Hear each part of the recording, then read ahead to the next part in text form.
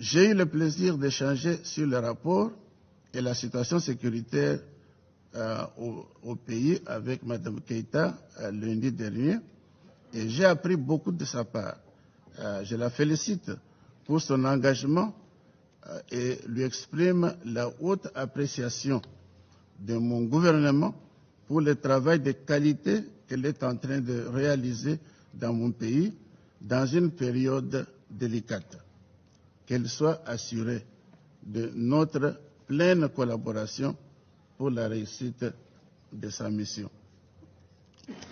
Nos remerciements sont aussi adressés aux troupes de la MONUSCO et son leadership en général et tout le QRF de la brigade d'intervention rapide en particulier pour les sacrifices qu'ils continuent à consentir afin que la paix revienne dans la partie est de mon pays. Permettez-moi, Madame la Présidente, de faire quelques commentaires sur les questions évoquées par ce rapport et les différentes préoccupations soulevées par les membres du Conseil. La MONUSCO demeure à ce jour un partenaire important, même obligé de la RDC, dans sa quête pour la paix et la stabilité à l'est de la RDC. À la lecture de ce rapport, nous nous réjouissons de constater que des efforts sont en train d'être fournis en son sein pour améliorer son efficience et son efficacité. Quant à ce mandat, le plus important dans une situation de guerre, sous le chapitre 7 de la Charte des Nations Unies, est la protection des civils. En RDC, les citoyens congolais ne sont pas convaincus que celle-ci est la priorité des priorités pour la MONUSCO. Il s'avère donc indispensable que la MONUSCO se mette en œuvre dans ce domaine. Une posture robuste et offensive est aussi nécessaire car une MONUSCO qui ne serait pas en mesure de s'imposer et de dissuader sur le terrain aura beaucoup de mal à s'acquitter de sa mission et de son mandat de protection des civils.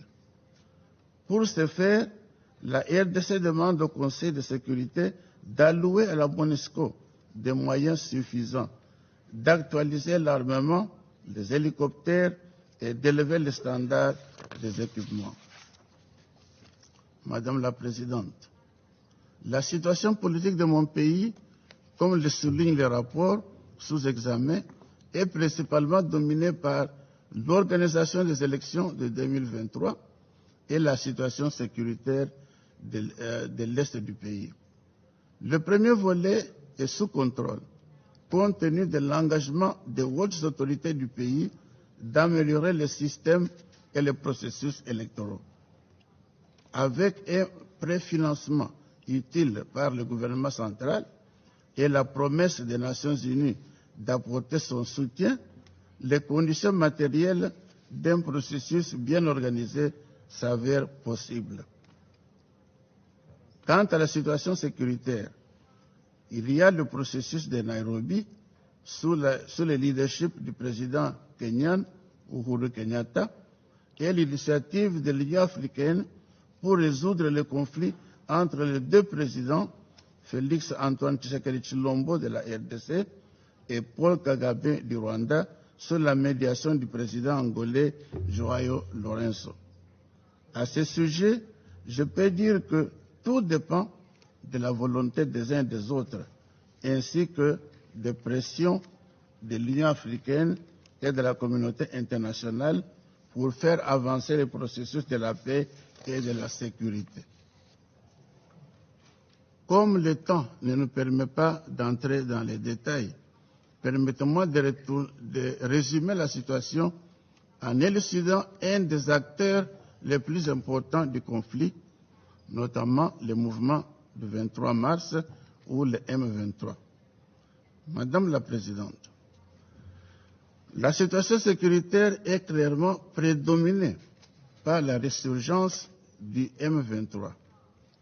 Défait par le FARDC et la Brigade d'intervention rapide des Nations Unies en 2013, le M23 revient 8 ans plus tard, en novembre 2021.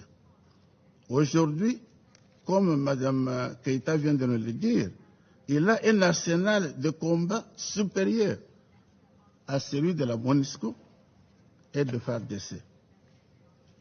Il est capable de descendre des hélicoptères militaires, de terroriser la province du Nord Kivu et d'autres crimes de l'Est, et d'autres crimes à l'Est du Congo. Comment expliquer la réapparition de ce groupe après cette longue absence et qui est derrière ce groupe qui était apparemment désarmé et sous la garde du Rwanda et de l'Ouganda? Une deuxième question est de savoir pourquoi la communauté internationale et les Nations Unies ne veulent pas associer ce groupe avec l'État du Rwanda.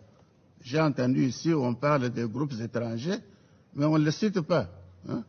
Certainement, nous tous nous connaissons qu'il y a les ADF. Mais est-ce qu'il n'y a que les ADF? On ne mentionne pas d'autres groupes. Le MLC n'est pas, le M23 n'est pas un groupe étranger? C'est un groupe congolais. Or, les origines du M23 sont bien connues. Dans une note que j'ai ici et que j'aimerais donner à